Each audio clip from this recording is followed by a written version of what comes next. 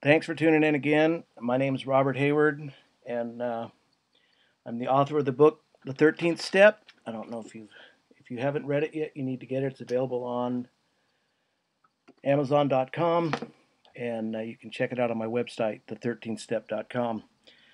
Ever since I wrote that book, and it really hit the market strong, and I started going around talking about it, I get a lot of people who say, they ask about, teach me Indian spirituality, Native American spirituality. How do I learn this, Indian spirituality?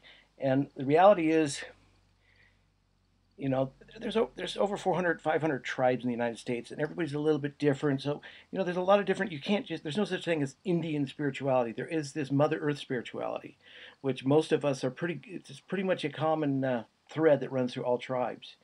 And we as Native Americans, one of the great tragedies of being, the victim of this genocide that happened in this country was that we were not able to teach the new people how to take care of this land. And as all indigenous people are caretakers of the land that they come from. And as Native Americans here, we are the caretakers of this land, and we do know how to take care of it. And so our spirituality is something that a lot of people are turning to now. They want to learn about it. They want to understand it. They were trying to, because obviously what's going on right now isn't working. Things are not, things are falling apart basically. And people are getting worried because there's all these different things happening in the earth, and there's all this talk of 2012, and this is happening and that's happening, and so people are concerned, and so they're it's kind of coming full circle. They're coming around and trying to, they're talking to Native Americans. Well, what about this? What about that? Well, rather than try to, because we don't want, all people no matter what race they are, no matter where they come from, deep down they are native. They're native to somewhere on this planet. We are native to this. I'm Ho-Chunk Winnebago. I'm native to Wisconsin area, the Great Lakes area. We're called the Ho-Chunk, which is the big fish people. But everybody is native to somewhere in this world.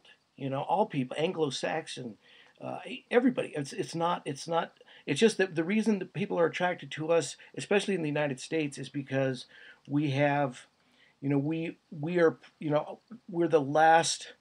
Even though there are some tribes down South America, we're the last who we still have a very close connection to our spirituality.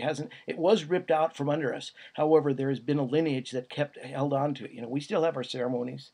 We still have ancient ceremonies. That's what my book, The 13 Steps, about, is one of our oldest ceremonies that all tribes use, and it got us through these hard times. And this ceremony is thousands of years old, but it's still the same today.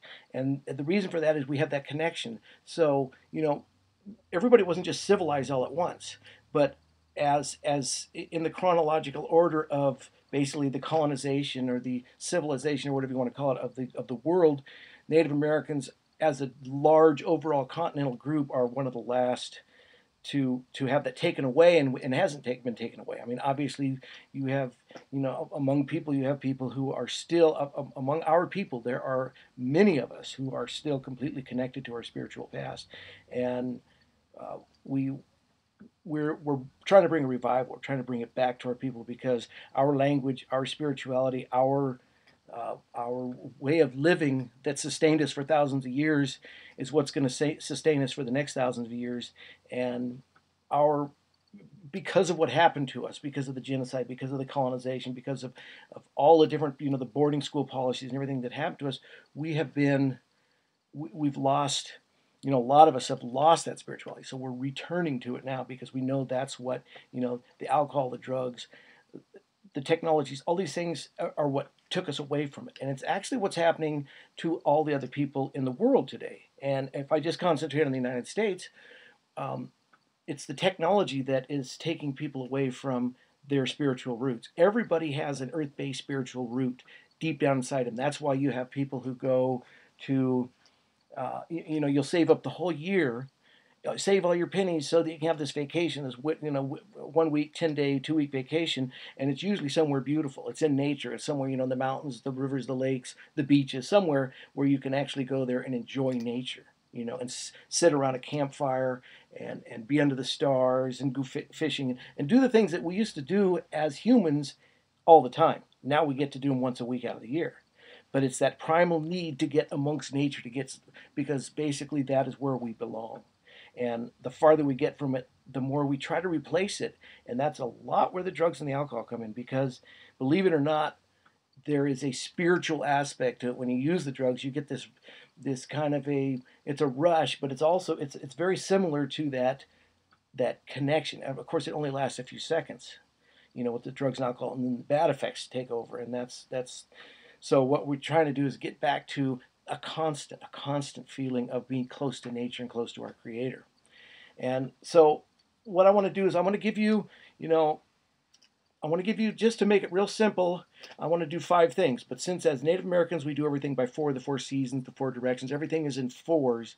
So I'm going to give you 4 plus 1 bonus. So you can have 4 just basic ways to get yourself back into a more spiritual path. Obviously, this is just barely touching on the surface of it, but it's important because all of us are searching. All of us are need, no matter what it is. And it's not religion. Religion is not going to save us. We've seen that. The way I feel, religion is for people who are afraid of hell, but spirituality is for those of us who've already been to hell. I've been there. I've been to hell. I've had some horrible things in my life, and it's my spirituality, my native spirituality, that actually brought me back from the brink and saved my life. And that's all in my book. If you want to really read a story of an incredible situation where I was at the end and I was saved by my native spirituality, and I take you through that step by step. It's like nothing you've ever read. So here's the 4 plus the 1 bonus. So I'm keeping with our native spirituality. Number 1, solitude. You need to get away. You need to get alone, and I don't mean get on the computer, because, on the computer you're still interacting, even though it's not real interaction, and it's unfortunate because it's replacing true interaction and true talking to people. But solitude, you need to get alone, completely alone. And a lot of people are afraid of that, they have a fear of being alone. And that's not good, because you need to be able to get alone if you want to communicate with your Creator, and communicate with yourself, get to know yourself. Then you need to get alone, and a lot of people are afraid to be alone. I was trapped at my ranch up in the Sierras one time for 30 days, and I was alone. I mean, there was no way anybody could get a 6-mile dirt driveway. I was snowed in. I was alone, and it was at that time that I really came in very close communion with my Creator. And I'll tell you, the first couple of days was fear more than anything else. But once I learned to be alone, and there was no even way to communicate with a phone. I had a satellite phone that rarely worked. So I was truly alone, and that aloneness is something that brought me closer to God than anything that's ever happened. Okay, so that's number 2 is quiet. You're alone, now you need to get quiet. And by quiet, I mean you still your mind. You need to be away from people so that they don't interrupt you. Then you need to be away. You need to quiet your mind so that you don't interrupt you. Our minds are always going, especially mine. My mind is going 100 miles an hour. I've always got these thoughts. I've always got things going, trying to, solve this and worry about that. A lot of worry, a lot of things. You need to quiet your mind and just stop all thought, so that you can hear that small, still voice. So that's 2. Number 3 is nature. To me, this is very important. And I've seen the difference between getting alone and quiet in a house and getting alone and quiet in nature, and it's tremendous, because that's where we make our true communion, because that's the way we're supposed to be. That's the way we were built. We are, the 4 elements, the earth, the air, the fire, the water. That's what we're made of. That's what the earth's made of. We're all the same. It's like we interact with a tree, because when we exhale, the tree inhales. And so it's symbiotic relationship, us and nature, as long as we can get with it instead of against it.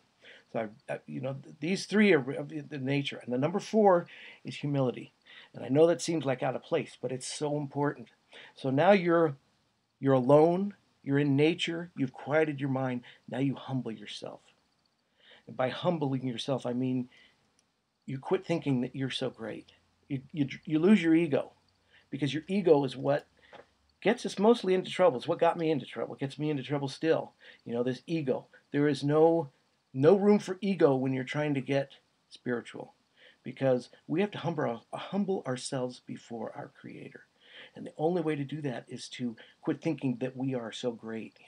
Native Americans do not believe, there is this New Age thought, which is fine. If it works for you, that's fine. But it's not what we don't believe, that we are the Creator, that we are God, that God is within us, that we have to look inside and we'll find God, because we don't believe that. We believe that there's the Creator and the creation. We are part of the creation. And we humble ourselves before our Creator, and we can have a relationship with Him, and be one-on-one with our Creator, but we'll never be Him. And people I see a lot of people get into a lot of trouble thinking that somehow they're going to, if they meditate hard enough or whatever, they're going to become God. And I've yet to see it. Show me one person who became God, other than the man, Jesus, who claimed to be God. But you don't see, if this was such a true reality, and maybe I'll be proved wrong someday, but for now, this works, and it's worked for us for thousands of years. You don't see, if it was so true, there would be all these people who reached a Godhead state, or at least close to it, and I don't see it. I mean, it's hard enough to find somebody who can be honest in their spirituality and not a hypocrite, and actually walk their talk. That's hard enough, but much less trying to pretend that we're God. To me, it's too much responsibility. I don't ever want to pretend I'm God, because there goes the humility. That takes care of humility right there. So you get alone. Solitude. You get yourself quiet. Do it in nature. And it doesn't have to be, the middle of nowhere, because, you could be on the beach as long as nobody's bothering you. If you can be on a beach where nobody knows you, and hear the waves, the crashing of water, the breaking of water, negative ions, is really healing to the soul, really healing physically too, but very good spiritually. But, a creek, a river, even among some trees in a park, as long as you're alone, as long as nobody's bothering you, and even if there is some outside noise, you can tune that out. But it's really good if you can get your shoes off and sit down and have your feet and your hands touching the earth, and you're part of the earth, and you can feel it breathe. You can breathe the air.